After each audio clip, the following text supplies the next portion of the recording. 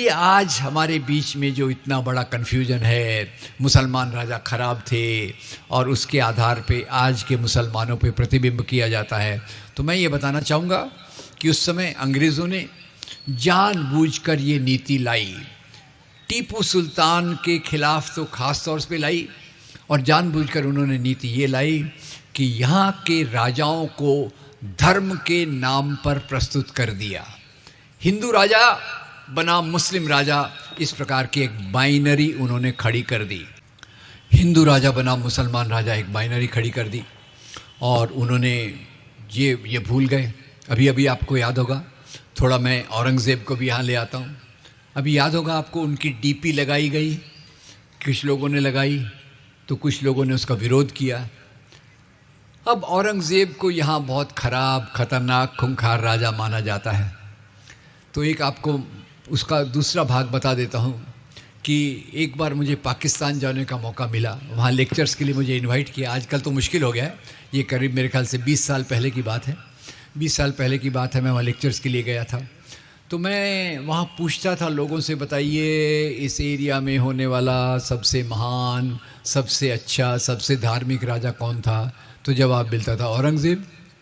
यहाँ देखता हूँ तो लोगों के मन में औरंगज़ेब के लिए बहुत नफ़रत है कि वह औरंगज़ेब ने तो हमारे मंदिर तोड़े वगैरह वगैरह वगैरह। ठीक है जी, बिल्कुल, औरंगज़ेब ने काशी में विश्वनाथ का मंदिर तोड़ा था, आई एक्सेप्ट इट, ये सही बात है। पर उसका दूसरा पहलू देखिए, इसी औरंगज़ेब ने बहुत सारे मंदिरों को दान दिया। याद है आपको, आसाम में गुवाहाटी में कामाख्या देवी का मंदिर अभी न्यूज़ में आया था, क्योंकि कुछ एमएलएज लोग वहाँ गए थे ना, वो आशीर्वाद लेने वगैरह वगैरह। तो वो वहाँ जाके कामाख्या देवी के मंदिर को औरंगज़ेब ने दान दिया। उज्जैन में महाकाल के मंदिर को उसने दान दिया। उत्तर प्रदेश में वृंदावन के मंदिर को दान दिया।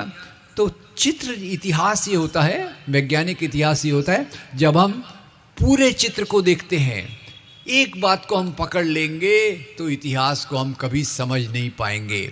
और आज का सबसे बड़ा दुर्भाग्य ये है कि कुछ एक घटना को लेकर उसको ब्लो अप कर देते हैं, उसको बड़ा बड़ा बताते हैं, और उसका जो दूसरा पहलू है वो हमसे छुपाया जाता है। अब ये हमसे हमारे साथ छुपाया जाता है कि जैसे अकबर और राणा प्रताप जी की लड़ाई हुई। कई बार इसको हिंदू मुसलमान की लड़ाई बताने की कोशिश करते हैं। तो ज़रा मेरे साथ सोचिए, अकबर और राणा प्रताप जी की लड़ाई ये जो हुई थी, ये हुई थी हल्दी घाटी के मैदान में। हल्दी घाटी के मैदान में चलते हैं हम, जरा देखें, इस लड़ाई को देख लेते हैं, जिसको लोग हिंदू मुसलमान की लड़ाई कहते हैं। एक तरफ है अकबर की फौज, एक तरफ है राणा प्रताप जी की फौज। अकबर की फौज को जब आप देखेंगे तो उसमें अकबर है ही नहीं। तो सेना का नेतृत्व कौन कर रहा है? सेना की लीडरशिप कौन कर रहा है? सेना की लीडरशिप जो कर रहा है उसका नाम है राजा मान सिंह।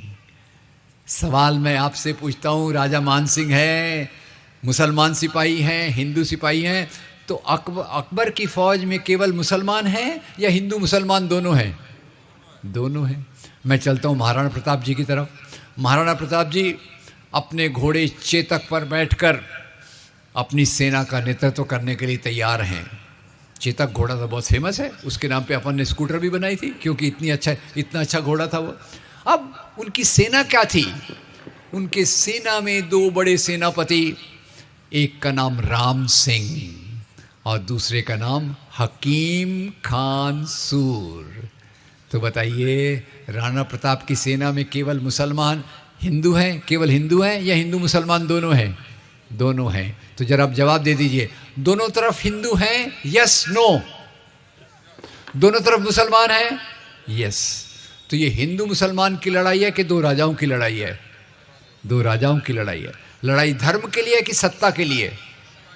अब ये हमारे दिमाग में डाल दिया गया, हिंदू राजा, मुसलमान राजा। ये बात शुरू की अंग्रेज़ों ने। अंग्रेज़ों ने इस बात को शुरू किया।